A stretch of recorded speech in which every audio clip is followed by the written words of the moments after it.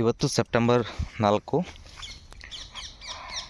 ಕೆಲವೊಬ್ಬರು ನನಗೆ ಕ್ವಶನ್ಸ್ಗಳನ್ನು ಯಾವ ಥರ ಕೇಳ್ತಿದ್ದಾರೆ ಅಂತಂದರೆ, ಸರ್ ಕಂಪ್ಲೀಟ್ ನಾವು ಸ್ಟಾರ್ಟಿಂಗಿಂದನೂ ಸ್ಪ್ರೇಗಳನ್ನು ಮಾಡ್ತಾ ಬಂದರೆ ಕಂಟ್ರೋಲ್ ಹಿಡ್ಕೋಬೋದಾ ಅಂತ ಕೇಳ್ತಾಯಿದ್ದೀರಾ. ಆ್ಯಕ್ಚುಲಿ ರೋಗ ಬಂದಮೇಲೆ ನಾವು ಸ್ಪ್ರೇ ಮಾಡೋಕ್ಕಿಂತ ರೋಗ ಬರೋದಕ್ಕಿಂತ ಮುಂಚೆನೇ ಸ್ಪ್ರೇ ಮಾಡೋದು ತುಂಬ ಒಳ್ಳೆಯದು. ಇವಾಗ ನಿಮ್ಗೇನು ಹೇಳೋಕ್ಕೆ ಇಷ್ಟಪಡ್ತಿದ್ದೀನಿ ಅಂತಂದರೆ, ನೀವು ಯಾವ್ಯಾವ ಔಷಧಿಗಳನ್ನು ಸಿಂಪಡಿಸಿದ್ದೀರಾ ಅನ್ನೋದನ್ನು ಫಸ್ಟು ನೀವು ಕ್ಲೀನಾಗೆ ಒಂದು ಫೋಟೋಸ್ಗಳನ್ನೆಲ್ಲ ತಗೊಂಬಿಟ್ಟು ಯಾವ ಡೇಟಿಗೆ ಯಾವುದನ್ನು ಸ್ಪ್ರೇ ಮಾಡಿದಿರಿ, ಅದರಲ್ಲಿ ಏನು ಕಂಟೆಂಟ್ ಇದೆ ಅನ್ನೋದನ್ನು ಕ್ಲೀನಾಗಿ ಫಸ್ಟು ರೆಕಾರ್ಡ್ ಮಾಡ್ಕೊಳ್ಳಿ. ಅಂದರೆ ಒಂದು ಬುಕ್ಕಲ್ಲಿ ಬರೆದಿಟ್ಕೊಳ್ರಿ. ಅದಾದಮೇಲೆ ನೀವು ಒಂದು ಸಲ ನೋಡಿ, ಅಂದರೆ ಯಾವ ಥರ ಅಂತಂದರೆ ಏನು ಔಷಧಿ ಯಾವ ಒಂದು ಡಿಸೀಸ್ಗೆ ನಾವು ಸ್ಪ್ರೇ ಮಾಡಿದ್ದೀವಿ. ಅಂದರೆ ಗುಂಪುಗಳನ್ನು ನಾವು ವಿಂಗಡಣೆ ಮಾಡ್ತೀವಿ, ಅಂದರೆ ಡಿಸೀಸಿಗೆ ತಕ್ಕಂತೆ. ಇವಾಗ ಲೀಫ್ ಬ್ಲಾಸ್ಟ್ ಆಗಿರ್ಬೋದು, ಪೆರಿಕ್ಯುಲೇರಿಯಾ ಆಗಿರ್ಬೋದು, ಚುಕ್ಕೆ ರೋಗ ಆಗಿರ್ಬೋದು, ಇದೆಲ್ಲದಕ್ಕೂ ಕೂಡ ನಾವು ಪ್ರಾಪಿಕೊನೋಜಲು, ಟೆಬಿಕೊನೋಜಲು, ಆಮೇಲೆ ಕೆಲವೊಂದು 4-5 ಗುಂಪುಗಳಿದ್ದಾವೆ. ನನಗಷ್ಟು ಕಂಪ್ಲೀಟಾಗಿ ನನಗೂ ಕೂಡ ಹೆಸರುಗಳು ಹೇಳೋದಕ್ಕೆ ಬರೋದಿಲ್ಲ, ಯಾಕೆಂದರೆ ನಾನು ಈ ಫೀಲ್ಡಿಗೆ ಹೊಸಬ. ಇನ್ನೊಂದು ಸ್ವಲ್ಪ ದಿನ ಆದಮೇಲೆ ನಾನು ಕ್ಲಿಯರಾಗಿ ನಿಮಗೆ ಹೇಳ್ತೀನಿ ಯಾವುದ್ಯಾವ್ದು ಗುಂಪು ಯಾವುದಕ್ಕೆ ಅಂತ. ಇಲ್ಲಾಂದರೆ ಅದಕ್ಕಂತಲೇ ಒಂದು ವೀಡಿಯೋ ಮಾಡಿಬಿಟ್ಟು ಕಂಪ್ಲೀಟಾಗಿ ನಿಮಗೆ ಮಾಹಿತಿ ಕೊಡ್ತೀನಿ. ಸೊ ಒಂದು ಗುಂಪು ಏನಕ್ಕೆ ಯೂಸ್ ಆಗುತ್ತೆ, ಈಗ ಎಕ್ಸಾಂಪಲ್ ನೋಡಿ, ಇಲ್ಲಿರ್ತಕ್ಕಂತಹ ಕೊಳೆ ರೋಗ ಏನಿದೆ, ಈ ಕೊಳೆ ರೋಗಕ್ಕೆ ಮದ್ದು ಬಂದ್ಬಿಟ್ಟು COC ಆಗಿರ್ಬೋದು, ಅಥವಾ ಕಾಪರ್ ಆಕ್ಸಿಕ್ಲೋರೈಡ್ ಆಗಿರ್ಬೋದು, ಇಲ್ಲಾಂದರೆ ಅಲೈಟ್ ಆಗಿರ್ಬೋದು, ಫಾಸ್ಟಲ್ AL ಅಂತ ಕರೀತಾರೆ, ಇದಾಗಿರ್ಬೋದು. ಇವೆಲ್ಲ ಬಂದ್ಬಿಟ್ಟು ಕೊಳೆ ರೋಗನ ತಡೆಗಟ್ಟೋದಕ್ಕೆ ಇರ್ತವೆ.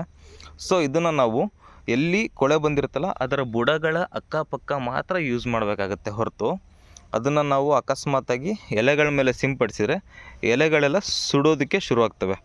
ಸೊ ನೆನ್ನೆ ಒಬ್ಬರು ಮೈಸೂರಿಂದ ನನಗೆ ಫೋನ್ ಮಾಡಿಬಿಟ್ಟು ಕೇಳಿದರು, ಸರ್ ನಮ್ಮದು ಇವಾಗ ಲಾಸ್ಟ್ ಟೈಮ್ ಸ್ಪ್ರೇ ಕೊಟ್ಟ ಮೇಲೇ ಎಲೆಗಳೆಲ್ಲ ಸುಟ್ಟಂಗಾಗಿದೆ, ಎಲೆ ಚುಕ್ಕೆ ರೋಗ ಜಾಸ್ತಿ ಆಗಿರೋ ಥರ ಕಾಣಿಸ್ತಾ ಇದೆ ಅಂತಂತ ಹೇಳಿದರು. ಕೆಲವು ಟೈಮು ರೋಗಗಳಿಂದ, ಫಂಗಸ್ಗಳಿಂದ ಸ್ಪ್ರೆಡ್ ಆಗ್ತವೆ. ಇದು ನೋಡಿ, ಇದು ರೋಗ, ಇದು ಎಲೆ ಚುಕ್ಕೆ ರೋಗ, ಇದು ಪೆರಿಕ್ಯುಲೇರಿಯಾ. ಇದು ನಿಮಗೆ ಕಂಪ್ಲೀಟಾಗಿ ಈ ಥರ ಕಂದು ಬಣ್ಣಕ್ಕೆ ತಿರುಗುತ್ತೆ, ಕಾಫಿ ಕಲರ್ಗೆ. ಕ್ಲೀನಾಗಿ ಅಬ್ಸರ್ವ್ ಮಾಡಿ. ಇದು ಬಂದುಬಿಟ್ಟು ನಿಮಗೆ ಪೆರಿಕ್ಯುಲೇರಿಯಾ. ಅದೇ ಅವ್ರದ್ದು ಏನಾಗಿದೆ ಅಂತಂದರೆ, ಪೆರಿಕ್ಯುಲೇರಿಯಾ ಡಿಸೀಸ್ ಆಗಿಲ್ಲ ಇವಾಗ ಅವ್ರದ್ದು ಬಂದುಬಿಟ್ಟು COCನ ಸ್ಪ್ರೇ ಮಾಡಿದ್ದಾರೆ ಮೇಲ್ಗಡೆ. ಸೊ ಅದನ್ನು ಸ್ಪ್ರೇ ಮಾಡಿರೋ ಕಾರಣದಿಂದ ಏನಾಗಿದೆ, ಇಲ್ಲಿ ಎಲೆಗಳೆಲ್ಲ ಸುಟ್ಟು ಹೋಗಿದೆ. ಏನಕ್ಕೆ ಅಂತಂದರೆ, ಕಾಪರ್ ಆಕ್ಸಿಕ್ಲೋರೈಡ್ ಬಂದುಬಿಟ್ಟು ನಿಮಗೆ ಒಂದು ಸಲ ಎಲೆ ಮೇಲೆ ಬಿದ್ದರೆ ಅದು ಬ್ರಾಡ್ ಲೀಫ್ ಸ್ಪೆಕ್ಟ್ರಮು, ಲೋ ರೆಸಿಸ್ಟೆನ್ಸ್ ಇರುತ್ತೆ. ರಿಸ್ಕ್ ಬಂದುಬಿಟ್ಟು ಪದೇ ಪದೇ ಯೂಸ್ ಮಾಡೋದ್ರಿಂದ ತಪ್ಪಿಲ್ಲ ಅದನ್ನು, ಆದರೆ ಬುಡಗಳಿಗೆ ಮಾತ್ರ ಯೂಸ್ ಮಾಡಬೇಕು. ನೀವು ಯಾವಾಗ ಎಲೆಗಳ ಮೇಲೆ ಯೂಸ್ ಮಾಡ್ತೀರಾ, ಅದು ತುಂಬ ಎಲೆಗಳು ಸೂಕ್ಷ್ಮ ಇರೋದ್ರಿಂದ ಸುಟ್ಬಿಡ್ತವೆ. ಯಾವತ್ತು ನಾವು ಯಾವಾಗಲೂ ಕೂಡ ಯಾವ ಔಷಧಿನ ನಾವು ಎಲೆಗಳಿಗೆ ಸಿಂಪಡಿಸ್ಬೇಕು, ಯಾವ ಔಷಧಿನ ನಾವು ಬುಡಕ್ಕೆ ಹಾಕಬೇಕು ಅನ್ನೋದು ತುಂಬ ಮ್ಯಾಟ್ರ್ ಆಗುತ್ತೆ. ಸೊ ನಿಮಗೆ ಏನು ಹೇಳ್ತಿದ್ದೀನಿ ಅಂತಂದರೆ, ಗುಂಪುಗಳನ್ನು ಕ್ಲೀನಾಗಿ ಚೆಕ್ ಮಾಡ್ಕೊಳ್ಳಿ. ಯಾಕೆಂದರೆ ಒಂದು ದಿವಸದ ಕೆಲಸ ಅಲ್ಲ ಇದು. ಪ್ರತಿ ಸಲನೂ ಬಂದು ಯಾರೂ ನಮಗೆ ಹೇಳ್ಕೊಡೋದಿಲ್ಲ. ಆದಷ್ಟು ನೀವು ತಿಳ್ಕೊಳ್ಳಿ. ಮೊಬೈಲ್ ಯೂಸ್ ಮಾಡೋದಕ್ಕೆ ಬರುತ್ತೆ. ಒಂದು half an hour every day, ಒಂದು ಹಾಫ್ ಆನ್ ಅವರ್ ನೀವು ಫ್ರೀ ಟೈಮಲ್ಲಿ ಪೆಸ್ಟಿಸೈಡ್ ಅಂದ್ರೇನು, ಫಂಗಿಸೈಡ್ ಅಂದ್ರೇನು, ಮೈಕ್ರೋನ್ಯೂಟ್ರಿಯೆಂಟ್ಸ್ ಅಂದ್ರೇನು, ಗೊಬ್ಬರಗಳೇನು, ಪ್ರೈಮರಿ ಗೊಬ್ಬರ ಯಾವುದು, ಸೆಕೆಂಡರಿ ಗೊಬ್ಬರ ಯಾವುದು, ಅದನ್ನು ಯಾವ ಟೈಮಲ್ಲಿ ಯೂಸ್ ಮಾಡಬೇಕು, ಯಾವ ಕಾರಣಕ್ಕೆ ಯೂಸ್ ಮಾಡಬೇಕು, ಇವತ್ತು ಒಂದು ದಿವಸ ಮಾಡಿ ನೀವು ಬಿಡೋದಾದರೆ ಜಾಸ್ತಿ ತಲೆ ಕೆಡಿಸ್ಕೊಬೇಡಿ. ಪ್ರತಿ ವರ್ಷ ನೀವು ಮಾಡೋರೇನಿದಿರಲ್ಲ, ಇದ್ರ ಬಗ್ಗೆ ತುಂಬ ಗಮನ ಕೊಡಲೇಬೇಕಾಗತ್ತೆ. ಯಾಕಂದರೆ ರೋಗಗಳು ಬರ್ತಾನೆ ಇರ್ತವೆ. ಅದಕ್ಕೆ ಔಷಧಿಗಳನ್ನು ನಾವು ಏನು ಮುಂಚಿತವಾಗಿಯೇ ಕ್ರಮಗಳನ್ನು ಯಾವ ಥರ ತೊಗೋಬೇಕು, ಇವಾಗ ಯಾವ ಗುಂಪನ್ನು ಸ್ಪ್ರೇ ಮಾಡಿದ್ದೀನಿ, ಮುಂದೆ ಯಾವ ಗುಂಪನ್ನು ಸ್ಪ್ರೇ ಮಾಡಬೇಕು ಅಂತ ಅನ್ನೋದ್ರ ಕಡೆ ನಾವು ಗಮನ ಕೊಡಲೇಬೇಕಾಗತ್ತೆ. ಸೊ ನೋಡ್ತಾ ಇರ್ಬೋದು ಇಲ್ಲಿ, ಇದು ಮುರುಡಿರೋದಕ್ಕೆ ಕಾರಣ ರೋಗ ಅಲ್ಲ, ಮೈಕ್ರೋನ್ಯೂಟ್ರಿಯೆಂಟ್ಸ್ನ ಡಿಫಿಷಿಯನ್ಸಿ ಇರುತ್ತೆ ಒಂದು. ಅದು ಏನು ಅಂತ ಒಂದು ಸಲ ನೀವು ಚೆಕ್ ಮಾಡಿ. ಎಲೆ ಮುದುರುವಿಕೆಗೆ ಯಾವ ಒಂದು ಪೋಷಕಾಂಶದ ಕೊರತೆ ಇದೆ ಒಂದು. ಎರಡನೇದು, ಎಲೆಗಳು ಬಣ್ಣ ಹಳದಿಗೆ ತಿರುಗುತ್ತೆ. ಕೆಳಗಿಂದ ಬಣ್ಣಗಳು ಹಳದಿಗೆ ತಿರುಗಿದರೆ ಅದು ಒಂದು ರೋಗದ ಲಕ್ಷಣ. ಅಂದರೆ ಇಫ್ ಇನ್ ಕೇಸ್ ಇಲ್ಲಿ ಅಕಸ್ಮಾತ್ ಹಳದಿ ಆಯಿತು ಅಂದರೆ ಅದು ಐರನ್ ಕಂಟೆಂಟಿನ ಡಿಫಿಷಿಯನ್ಸಿ ಆಗಿರುತ್ತೆ ಈ ಭಾಗದಲ್ಲಿ. ಸೊ ಇಡೀ ಕಂಪ್ಲೀಟ್ ಎಲೆನೇ ಎಲ್ಲೋ ತಿರುಗ್ತಾ ಇದೆ ಅಂತಂದರೆ ಆವಾಗ ಅದು ಯಾವ ಕಾರಣಕ್ಕೆ ಜಿಂಕಿಗ ಅಥವಾ ಬೋರಾನ್ಗ ಯಾವ ಕಾರಣಕ್ಕೆ ಅಂತ ಕ್ಲೀನಾಗಿ ತಿಳ್ಕೊಂಬಿಟ್ರೆ ನಾವು ಅರ್ಥ ಆಗುತ್ತೆ. ಇವಾಗ ನೋಡಿ, ಈ ಎಲೆ ಉದುರ್ತಾ ಇದೆ, ಹಣ್ಣಾಗಿ ಕೆಳಗೆ ಉದುರ್ತಾ ಇದೆ. ಇದಕ್ಕೆ ಏನು ಕಾರಣ? ಅದು ಕೂಡ ಮೈಕ್ರೋ ನ್ಯೂಟ್ರಿಯೆಂಟ್ ಡಿಫಿಷಿಯನ್ಸಿಂದನೇ ಉದುರ್ತಾ ಇರೋದು.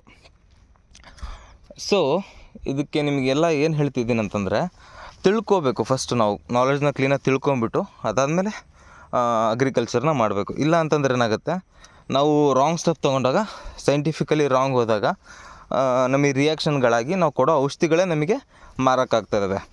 ಒಂದೇ ಸಲಿಗೆ ನೀವು 10 ಔಷಧಿ ಹೊಡೆಯೋದು ಉಪಯುಕ್ತ ಅಲ್ಲ. ಒಂದಾದ್ಮೇಲೆ ಒಂದು ಕೊಡಬೇಕು. ಯಾವ ಔಷಧಿ ಯಾವಾಗ ಕೊಡಬೇಕು ಅನ್ನೋದ್ರ ಬಗ್ಗೆ ಗಮನ ಕೊಡಬೇಕು. ಇದ್ರ ಬಗ್ಗೆ ಒಂದು ಬರೀ ಫೋಟೋಸ್ಗಳು ಹಾಕಿಬಿಟ್ಟು ನಾನು ನೆಕ್ಸ್ಟ್ ಒಂದು ವೀಡಿಯೋ ಮಾಡ್ತೀನಿ ನಿಮಗೆ. ಅಂದರೆ ಯಾವ ಥರ ಅಂತಂದರೆ, ಜಸ್ಟು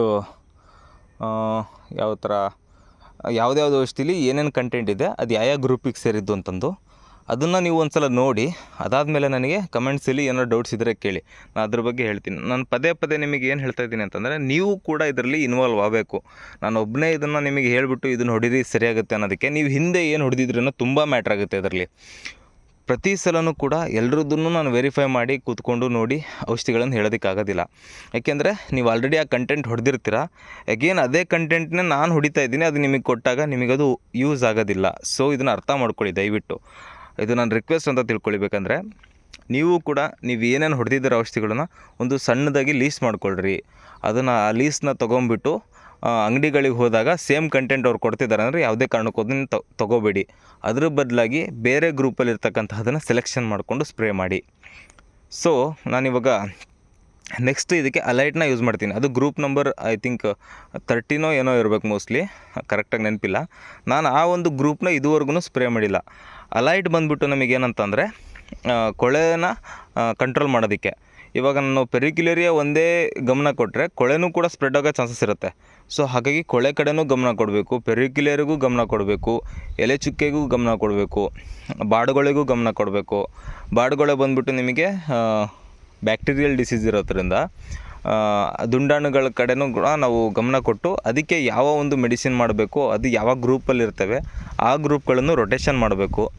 ಅದಾದಮೇಲೆ ನೆಕ್ಸ್ಟು ಮೈಕ್ರೋನ್ಯೂಟ್ರಿಯೆಂಟ್ಸ್ನ ಸಪ್ಲೈ ಕೊಡಬೇಕು, ಗೊಬ್ಬರಗಳನ್ನು ಸಪ್ಲೈ ಕೊಡಬೇಕು, ಸೀವೀಡ್ ಎಕ್ಸ್ಟ್ರಾಕ್ಟ್ಗಳನ್ನು ಯಾವ ಹಂತದಲ್ಲಿ ಹಾಕಬೇಕು, ಮಳೆ ಇದ್ದಾಗ ಕೊಡಬೇಕಾ, ಮಳೆ ಇಲ್ದಾಗ ಕೊಡಬೇಕಾ, ಹ್ಯೂಮಿಕ್ ಆ್ಯಸಿಡಿಂದ ಏನು ಲಾಭ, ಫಲ್ವಿಕ್ ಆ್ಯಸಿಡಿಂದ ಏನು ಲಾಭ, ಇದೆಲ್ಲದೂ ಕೂಡ ಒಂದು ಸೈನ್ಸನ್ನು ನಾವು ಅರ್ಧ ಕುಡಿದ್ಬಿಟ್ರೆ ತುಂಬ ನಾವು ಒಂದು ಹಿಡ್ತಡಿಲಿ ನಾವು ದುಡ್ಡನ್ನು ಸಹ ಉಳಿಸ್ಕೊಂಡು ಹಣದುಬ್ಬರ ಜಾಸ್ತಿ ಮಾಡ್ಲಂಗೆ ಬೆಳೆನ ಕಡಿಮೆ ಖರ್ಚಲ್ಲಿ ಬೆಳೆಯೋದ್ರ ಕಡೆ ಗಮನ ಕೊಡ್ಬೋದು.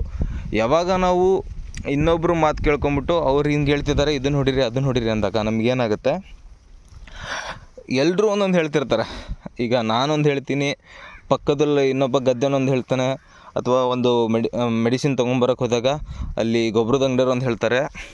ಸೊ ಎಲ್ಲದೂ ಕೂಡ ಒಂದೇ ಥರದೇ ಸ್ಪ್ರೇ ಮಾಡಿದರೆ ಏನೂ ಯೂಸ್ ಆಗೋದಿಲ್ಲ. ಸೊ ಅರ್ಥ ಮಾಡ್ಕೊಳ್ರಿ, ನೀವು ಏನೇನು ಈಗ ಆಲ್ರೆಡಿ ಸ್ಪ್ರೇ ಮಾಡಿದ್ರೆ ಅದನ್ನು ನೀವು ಒಂದು ಸಲ ತೆಗೆದು ಚೆಕ್ ಮಾಡಿ. ಅದರಲ್ಲಿ ನಾನು ಹೇಳ್ತಾ ಇರ್ತಕ್ಕಂಥ ಒಂದು ಸೇಮ್ ಕಂಟೆಂಟ್ ಇತ್ತು, ಸೇಮ್ ಗ್ರೂಪ್ ಇತ್ತು ಅಂದರೆ ನೀವು ಯೂಸ್ ಮಾಡೋ ಅವಶ್ಯಕತೆ ಇರೋದಿಲ್ಲ. ಸೊ ಇಷ್ಟು ಹೇಳ್ತಿದ್ದೀನಿ, ಅರ್ಥ ಮಾಡ್ಕೊಳ್ಳಿ. ಸುಮ್ಮನೆ ಬ್ಲೈಂಡಾಗಿ ಯಾವುದನ್ನು ಕೂಡ ಸ್ಪ್ರೇ ಮಾಡೋದಕ್ಕೆ ಹೋಗಬೇಡಿ. Okay, thank you.